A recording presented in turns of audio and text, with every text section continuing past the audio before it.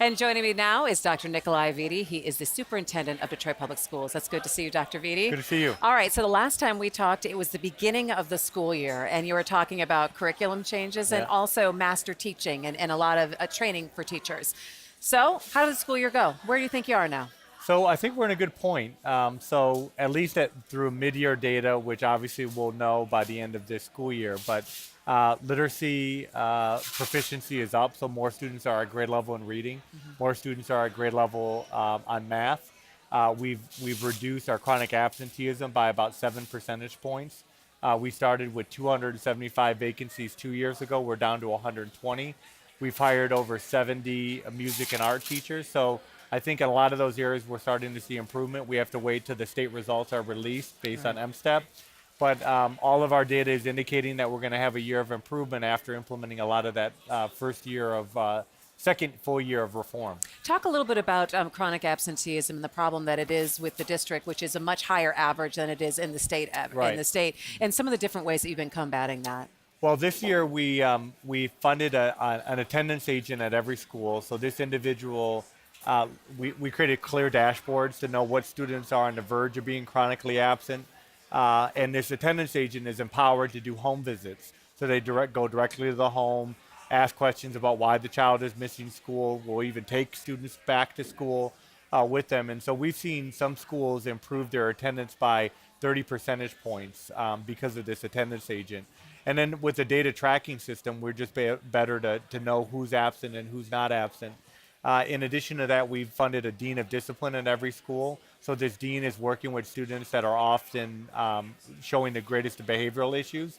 So we're creating more one-on-one relationships between the student and this dean and the parents. Not as many expulsions or suspensions. And that's right. And that's the other thing that's contributing to improving attendance is a reduction in out-of-school suspensions, where we still have consequences for behavior, but more in-school suspension rather than out-of-school suspension. So that's helping our attendance as well. A couple things that people are really looking at is the facilities. Obviously, you've got poor conditions at a significant percentage of buildings. How many would you say? So we have 100 school buildings, and the quality of those buildings vary. Some were built over the last 10 years. Some are 100 years old. Right. So we did a facility review so we could have a third-party analysis of what the problem was. That third-party analysis indicated that right now we're looking at $500 million that would be needed to bring all those schools to 2020 educational facility standards, and that increases to $1.4 billion with deferred maintenance over the next 4 years. So we're starting to engage the business community. DTE has stepped forward to say they want to be a part of that solution. GM, Quicken are stepping forward. So the next step for us is to engage a larger community by feeder pattern so the community knows what the challenges are, and we can have real conversations about, in some areas, downsizing, in some areas, replacing 3 schools maybe with a brand new school. So that number will be revised, and then from that point, we have to have our debt secured beyond what it's able to be secured at this point, and possibly looking at a bond.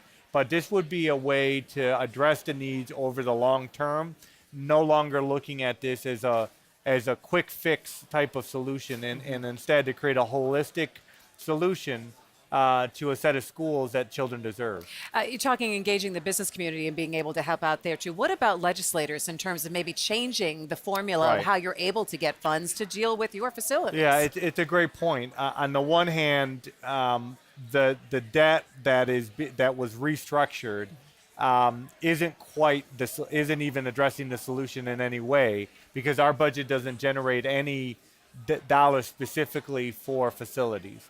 The greatest root cause of this is the fact that other school districts generate more wealth or revenue because of property taxes. And so, for instance, Farmington, Southfield, and Grosse Pointe generate $130 million more per year than Detroit does. So they use those funds for higher teacher salaries and better facilities. So if we're ever going to get a point to creating equity across the state, we have to deal with the inequity that is occurring because of local property taxes. And now you're also in that position right now. You're negotiating with teachers on their contract, Right. and they have talked about maybe they would like to see some of the funds that you already have being Right. able to augment their salaries. Have you pushed back against that? And where are you right now with teachers? So this is the third year of a 3-year agreement. We've increased teacher salaries in the first 2 years by an average of $6,000. We put a proposal forward that would take the teachers, the greatest experienced teachers, the most veteran teachers, to the levels they were before emergency management. And we offered double what teachers would receive in a traditional step at the lower steps. But DFT wanted a step increase for all teachers. So we now went back to the drawing board and is trying to restructure that package in order to provide the traditional step. And we're waiting for DFT to give us our official counter offer.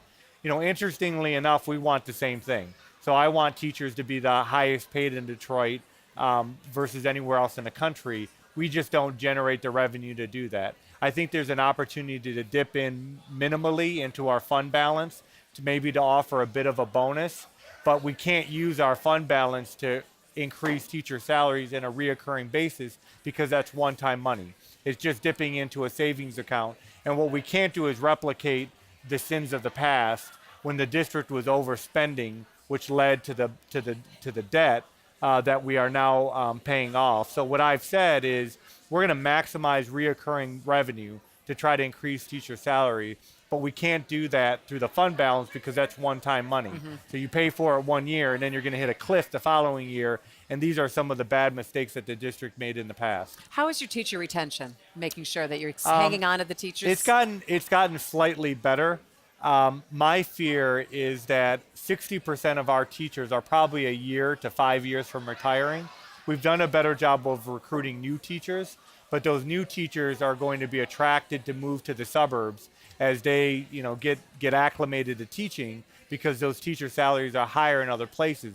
And that's where we're going to really become a farm system almost for other school districts where they learn how to teach with us. And then when they really start to improve, they're going to go to the suburbs. So this is why we need a solution in the equitable funding category in order to make salaries fairly equal across school districts so that we're not robbing from Peter to pay Paul. And then our children who are growing up in areas where they're facing the greatest amount of poverty aren't the most disadvantaged. And this is how we continue to perpetuate inequality when we don't create a funding structure that's equitable across school districts.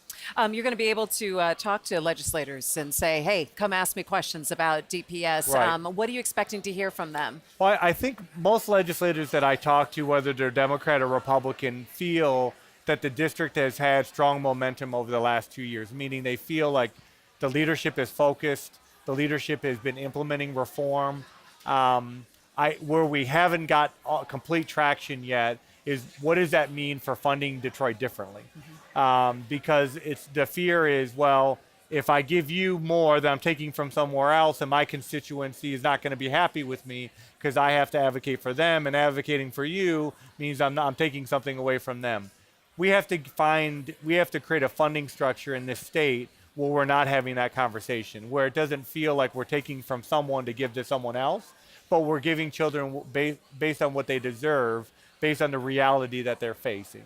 Because if we don't solve that problem, we're never going to create a workforce pipeline that is diverse and that gives all children an opportunity for success. And we don't see that right now across the state of Michigan. A couple months ago, you had advocated for starting the school year a little bit early before Yes. Labor Day. You've backed off of that. Is that totally off the table, or is that something that you might bring back around? Yeah, it's off the table for this year. I can't do that unilaterally. I need an agreement from the union to do that.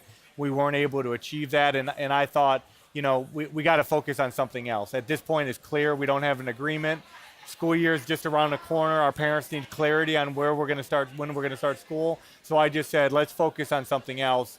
But it's something that I do want to bring back because I think it's important that our children start as early as possible and end earlier, because we're going to have heat days coming up where we're going to have to shorten the school day. I was going to say you get back to your buildings issues That's right. again. Okay. So it's something that I want to revisit. I also think in the future, I'd like to consider more of an extended year where our kids are going to school the entire year, where you still have breaks, so you're not fully going the whole year, but we lose a lot of momentum over the summer when our children aren't in front of teachers. And so I think that there is a way to structure the school year where you still have good breaks, because we need breaks to just refuel. Everybody does. Yeah, but extend the learning so you don't have that huge gap over the summer. All right. Well, we look forward to talking with you after those test scores come out, and as you prepare for next fall over the summer. Thank you. It's always good to see talk to you. You All too. right. Take Thank care. you.